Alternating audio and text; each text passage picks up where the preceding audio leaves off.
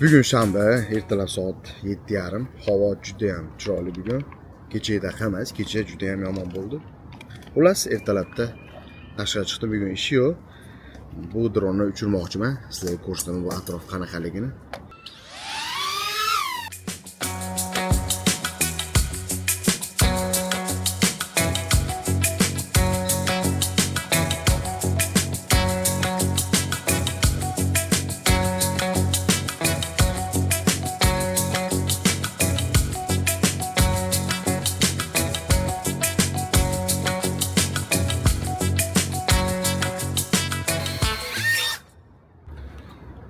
Menimcha yomon emas, yaxshi uchdi.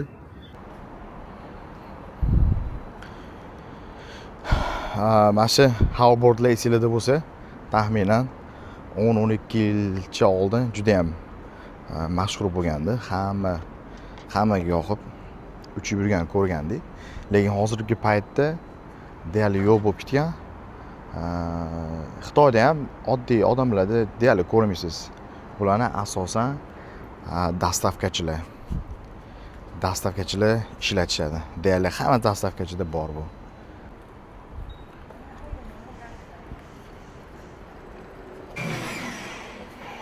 Bu biz turgan joyda podvaldagi kichkinagina jim.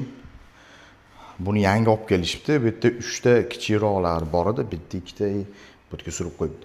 Ular yomon bo'lib ketdi.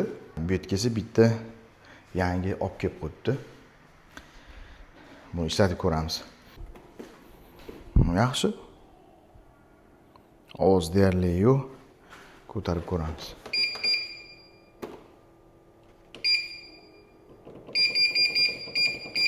Bir necha yildan beri shu videolarni doimiy qo'ymaganim uchun, o'zim aktiv bo'lmaganim uchun hali ham monetizatsiya yonmagan. Xullas, hozir challenge qilmoqchiman.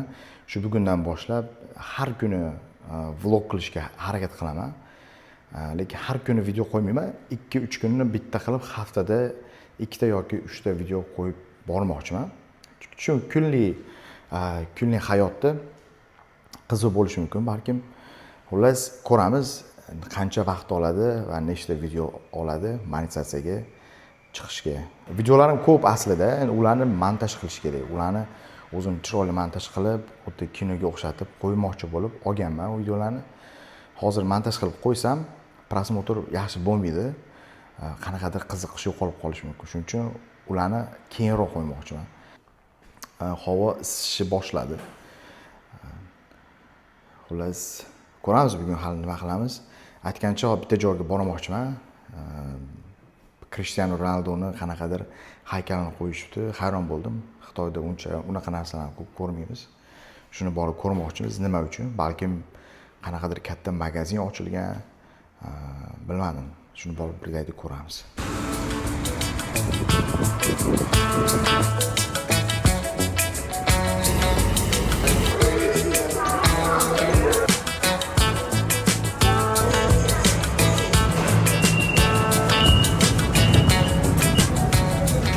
Xitoyda metro juda ham pokiza, juda ham zo'r sistema, lekin odamlar ba'zida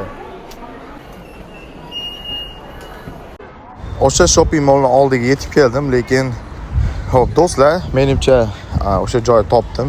Xitoylarning Instagram va Red Note'da ko'rsatilgan Ronaldoning haykali bor joyi. Haykalni ham topdim, lekin afsuski buni qaranglar. Haykalni o'rab qo'yishibdi, sababi bilmayman nima uchun. Hozir jonchipaning boshlanishidan oldingi payt.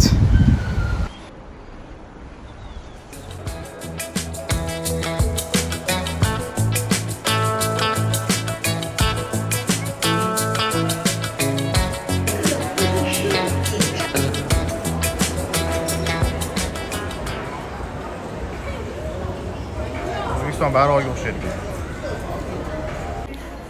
Xo'p, shopping mall kirishim bilan ikkinchi etajda qanaqadir do'kon ochilibdi.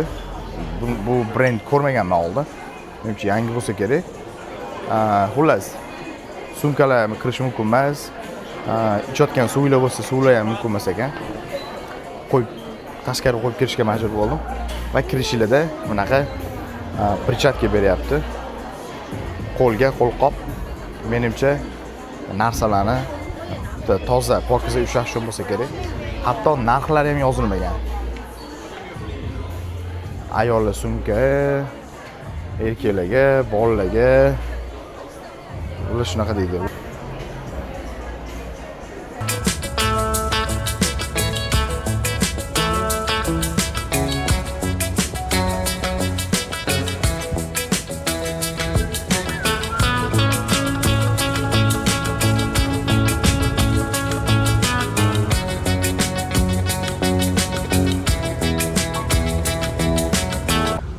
Qora bulutlarni ko'raman. Yomg'ir yog'adi kechasi bilan.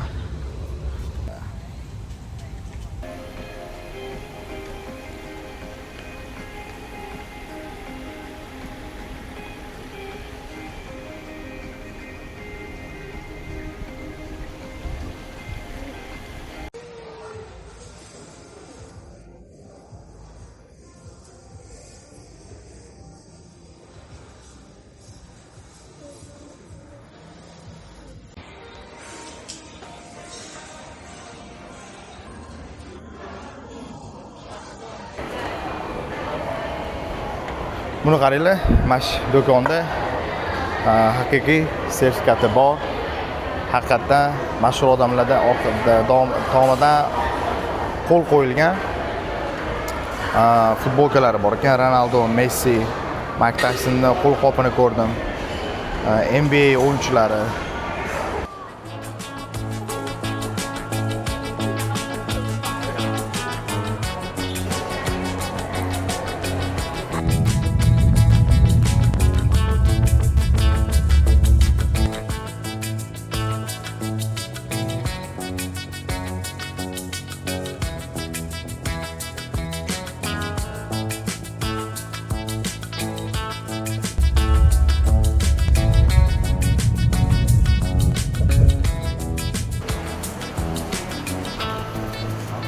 Thank you.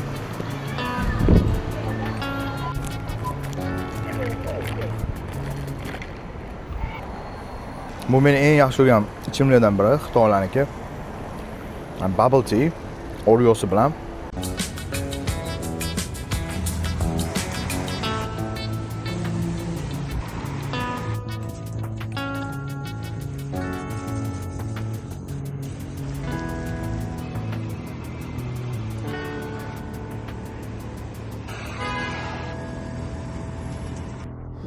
Va mana shu joyda Uyg'urlarning restorani bor, katta restoran. Ba'zan shu yerda shashlik yeb turamiz. Bu Uyg'ur bolalar ham xursand bo'ladiki, bugun o'shinga shashlaymiz.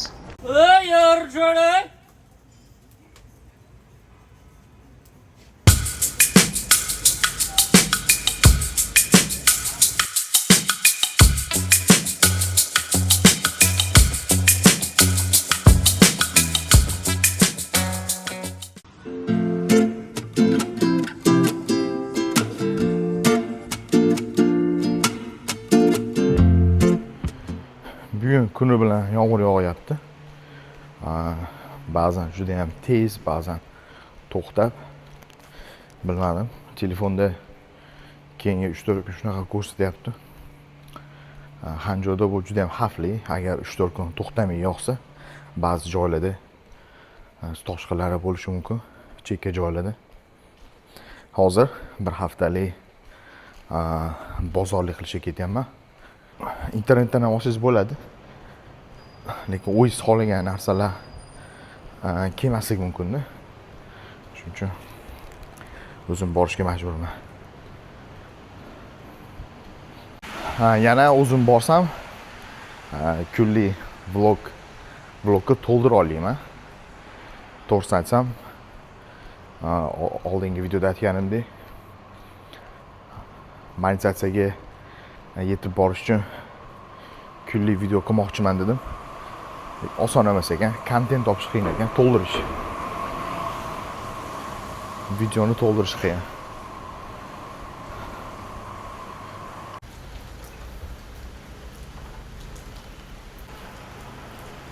Pocket 3 yaxshi, lekin shu yomg'ir suvlarga qarshi emasligi yomon-da, ehtiyot qilish kerak. Hello.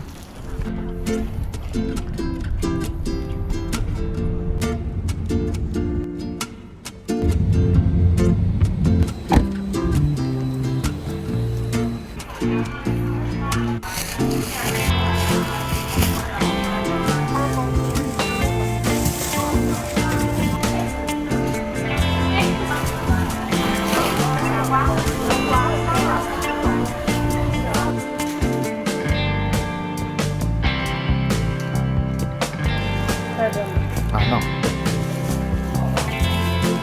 Bu yoqda. Si.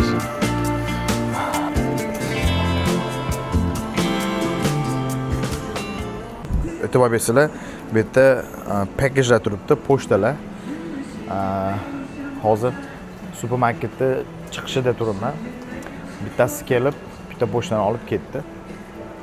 Nima demoqchiman? Sayohat qilayotgan bo'lsanglar yoki umuman onlayndan narsa olganlarda qo'yishga adresinglar bo'lmasa, yaqin atrofdagi restoran yoki shunaqangi joylarni adresini qo'ysanglar, bemalol pochtalarni olib tashlab ketadi, hech kim tegmaydi. Yo'qolib ketmaydi pochtanglar. Shu tarafi Xitoy gap yo'q.